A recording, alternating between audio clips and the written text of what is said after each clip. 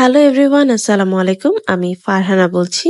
আশা করছি আপনারা সবাই ভালো আছেন। আলহামদুলিল্লাহ, আমিও ভালো আছি। আজকে নতুন একটা রেসিপি ব্লগ নিয়ে চলে আসলাম আপনাদের মাঝে। আজকে গরুর বিরিয়ানি রান্না করে দেখাবো আপনাদেরকে। তো চলুন গরুর বিরিয়ানিটা রান্না করা যাক।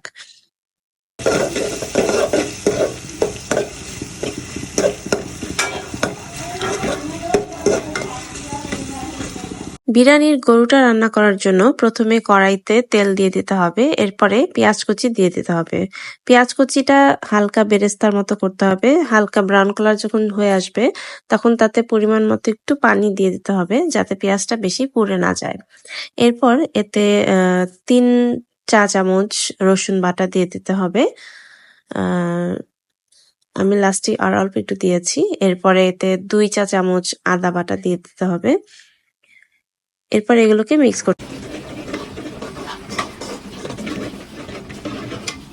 মিক্স করে নেওয়ার পর এতে পরিমাণ মতো লবণ দিয়ে দিতে হবে।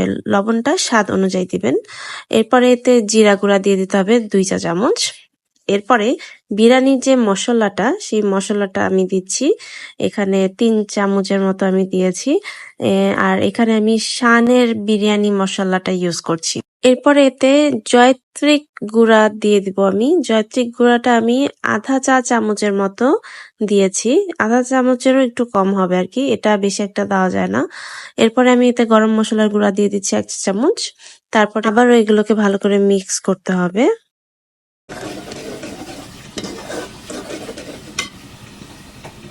মশলাটা কষানো হয়ে গেলে এরপরে ধুয়ে রাখা গরুর মাংসগুলো এই মশলার মধ্যে দিয়ে দিতে হবে। দিয়ে ভালো করে গরুর মাংসটাকেও কষিয়ে নিতে হবে। মাংসগুলোকে ভালো করে নাড়াচাড়া দিয়ে মশলার সাথে মিক্স করে নিতে হবে যাতে মশলাগুলো মাংসর সাথে ভালো করে মিশে যায় এবং মাংসটাও যেন ভালো করে মিশে যায়। এরপর আমি এতে 2 চা চামচ মরিচের গুঁড়া দিয়ে দিয়েছি, কারণ আমার কাছে ঝালটা একটু কম লাগছিল। আপনাদের কাছে ঝালটা কম বেশি অনুযায়ী আপনারা স্কিপ করতে পারেন আর কি। এরপর কিছুক্ষণ নাড়াচাড়া দিয়ে আমি এতে টক দই দিয়ে দিব। টক দইটা আমি এখানে 3 থেকে 4 চামচ দিয়েছি, যাতে মাংসটা একটু ভালো করে সেদ্ধ হয়ে যায় এই টক দইয়ের জন্য। তো এই টক দইটা দেওয়ার পরে খুব ভালো করে মিক্স করতে হবে। এরপরে এটাকে কিছুক্ষণ রেখে দিতে হবে ভালো করে সিদ্ধ হওয়ার জন্য। তো এরপরে আমি এতে পানি গরম করে গরম পানিটা দিয়ে দিচ্ছি যাতে মাংসটা সফট হয়ে যায় তাড়াতাড়ি। তো এরপরে মিশিয়ে আমি ঢাকনা দিয়ে দিব যাতে মাংসটা ভালো করে হয়ে যায়। এর মাঝে মাঝে আমি একটু ঢাকনা উঠিয়ে উঠিয়ে চেক করছিলাম যে পানিটা যাতে শুকিয়ে না যায় আর মাংস তলায় লেগে না যায়।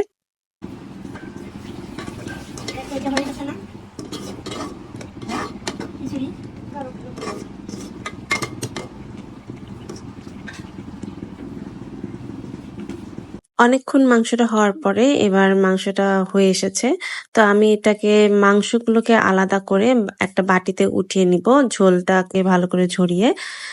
আর ঝোলটাকে আমি সেপারেটলি আরেকটা বাটিতে উঠাবো, কারণ আমি ঝোলটাকে চালের সাথে ভাজবো আর কি। তো ঝোলগুলোকেও আমি আলাদা করে একটা বাটিতে উঠিয়ে নিচ্ছি এবং মাংসগুলোকেও আলাদা করে উঠিয়ে রেখেছি। তো চালটাকে যখন ভাজবো তখন ঝোলটাকে দিব আর কি।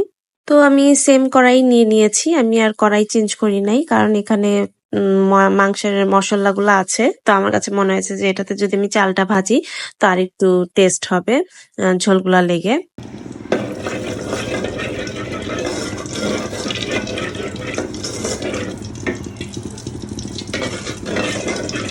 তো এখানে আমি কড়াইতে সামান্য পরিমাণ তেল এবং সাথে 2 চা চামচ ঘি দিয়ে দিয়েছি এবং ঘিটাতে যখন একটু বলক চলে আসছে তখন আমি এতে পেঁয়াজ কুচি দিয়ে একটু ভাজা ভাজা করে নিয়েছি।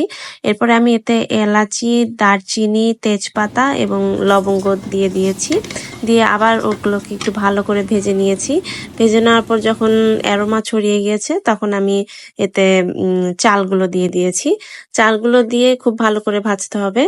আর এখানে আমি চালের মধ্যে এক্সট্রা ভাবে আদা বাটা রসুন বাটা দিচ্ছি না, কারণ আমি চালের মধ্যে মাংসের ঝোলটা ইউজ করব। ঝোলটা দিয়ে আমি চালের সাথে ভাজবো। সো ঝোলের মধ্যে যেহেতু আদা বাটা রসুন বাটা আছে, তো আমি চালের মধ্যে আর ইউজ করছি না আর কি। তো এই যে ঝোলটা আমি বাটিতে উঠিয়ে রেখেছিলাম, এই ঝোলটা আমি এখন চালের মধ্যে দিয়ে দিচ্ছি। দিয়ে আবারও আমি চালটাকে খুব ভালো করে কিছুক্ষণ ভাজবো ঝোলের সাথে। একটু সময় নিয়ে খুব ভালোভাবে চালটাকে ভাজতে হবে। ঝোলটা যাতে চালের সাথে একদম ভালো করে মিশে যায়। একদম চালের দানায় দানায় যাতে ঝোলের টেস্টটা ছড়িয়ে যায়। এরপর আমি আরো কিছু লবণ এখানে দিয়ে দিব, কারণ মাংসের মধ্যে লবণ তো দিয়েছি, আর এখানে তো এক্সট্রা ভাবে চাল নিচ্ছি, তো চালের মধ্যেও তো আমার আর একটু লবণ দিতে হবে যাতে পোলাওটা মজা হয়।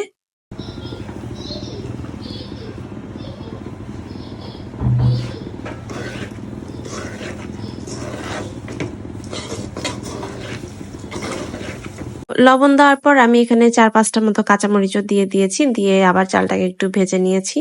তো ভাজার পরে এটাকে আমি এখন রাইস কুকারের বাটিতে ট্রান্সফার করে নিব পুরো চালটাকে, কারণ আমি এই পোলাওর চালটা আমি রাইস কুকারে রান্না করব। কারণ আমার কাছে রাইস কুকারে রাঁধতে একটু সুবিধা হয়, পানির চাল অনুযায়ী পানির পরিমাণ টরিমাণ সুন্দর মতো হয় এবং পোলাওটাও খুব সুন্দর হয়। তো এখানে আমি 4 কাপ চাল নিয়েছিলাম। তো 4 কাপ অনুযায়ী রাইস কুকারে 8 কাপ পানি দেওয়া উচিত।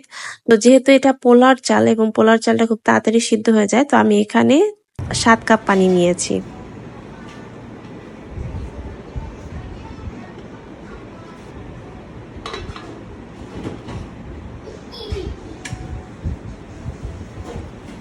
তো এই তো আমি চালটাকে এনে রাইস কুকারে বসাই দিলাম, ঢাকনা দিয়ে দিলাম, সুইচও দিয়ে দিয়েছি।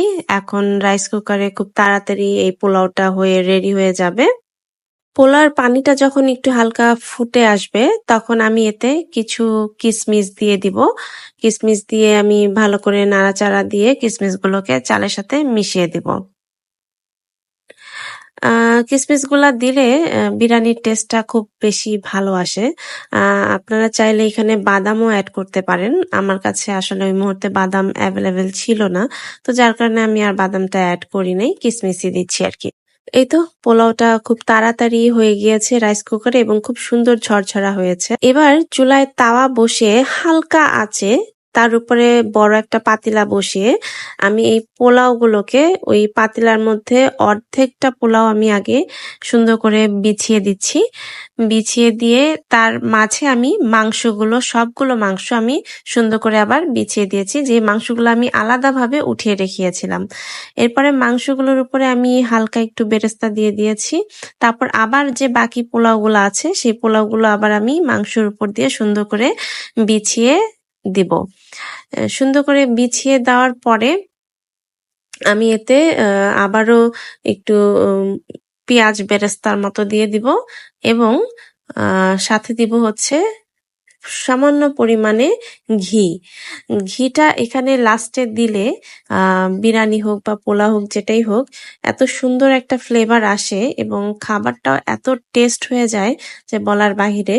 সো আপনারা অবশ্যই লাস্টে এভাবে পোলাও বা বিরিয়ানি বা যেটাই রান্না করেন, আপনারা অবশ্যই লাস্টে ঘিটা দিবেন, কারণ ঘিটা দেওয়ার পরে এটার ফ্লেভারটাই অন্যরকম চলে আসে। তো আমি এইভাবে করে পুরো বিরিয়ানিটা সাজিয়ে নিয়ে ঢাকনা দিয়ে দিব, কিছুক্ষণ দমে রাখবো। দমে রাখার পরে জিনিসটা আরো বেশি সুন্দর ঝরঝরা এবং অনেক মজা হয়ে যাবে। তো এরপরে আমি এটা নাড়াচাড়া দিয়ে নিব আর কি কিছুক্ষণ দমে রাখার পরে, তারপরে আমি পরিবেশন করব। তো এই তো আজকের মতো আমার বিরিয়ানি রান্না হয়ে গিয়েছে। এটাই আমার বিরিয়ানির ফাইনাল লুক। আপনারা সবাই এভাবে বাসায় চেষ্টা করবেন রান্না করার। আশা করি আপনাদের সবার খুব ভালো লাগবে, পছন্দ হবে এবং ভালো লাগলে অবশ্যই আমাকে কমেন্টে জানাবেন আপনাদের কাছে কেমন লেগেছে। তো আজকের ভিডিওটা এই পর্যন্তই। সবাই ভালো থাকবেন, সুস্থ থাকবেন। আল্লাহ হাফেজ।